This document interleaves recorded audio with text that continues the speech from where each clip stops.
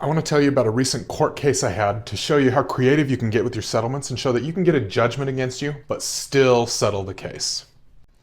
I was representing a debtor who owed an amount of money and had previously agreed upon a payment plan that they just weren't able to keep.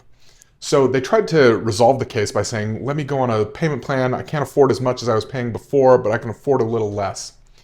The creditor really wasn't keen on agreeing to something less or even agreeing to a payment plan at all because they'd already agreed to a payment plan before and the debtor hadn't been able to keep up with that payment plan. So, they were like, we're going to this hearing, we're going to get a judgment against you, and really we're just not interested in settling. However, the resolution that we ultimately reached was one that I think worked for both sides. It wasn't that the creditor wasn't willing to do a payment plan, it was that they really just weren't willing to take the debtor at their word. They'd already done a payment plan before, and that wasn't being paid, and they just didn't want to have to keep coming back to court every time that this payment plan fell through to try and chase it down again, just to reach another agreement for a payment plan, just to have that fall through and to come back to court. And they just weren't interested in going through this cycle of chasing this down. They said, we're just going to get a judgment and we're going to move on and trying to collect against you. But they were still willing to work with the debtor. They just couldn't take them at their word. So ultimately the deal that was reached was, we're going to have a stipulation. The debtor's going to stipulate to the judgment. And in exchange, what the creditor was willing to do was, we won't collect on that judgment except to say, we will agree to the payment plan that you're proposing.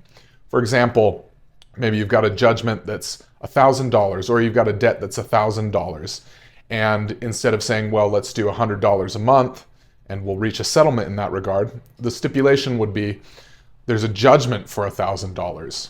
The debtor agrees that they will pay $100 a month. The creditor agrees they will not try and collect the rest of that $1,000 other than the normal $100 a month payments, until and unless the debtor decides to, or can't, or doesn't make their monthly payment.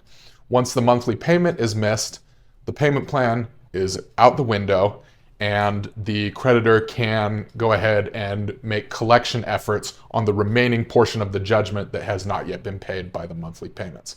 So this is an example of a really kind of creative settlement agreement that you can do. And if you've got a creditor that just won't agree to something, this is something that they might agree to. Now, obviously, you've got to take into consideration everything here, right? This particular debtor, it wasn't a concern to him to have the judgment against him. So I don't always recommend this approach necessarily because, there's a lot of implications that come along with a judgment. There's credit reporting issues. Obviously you're not quite as protected if you do this kind of agreement as if you do a settlement agreement with a dismissal. But in certain circumstances, I think it can work for people.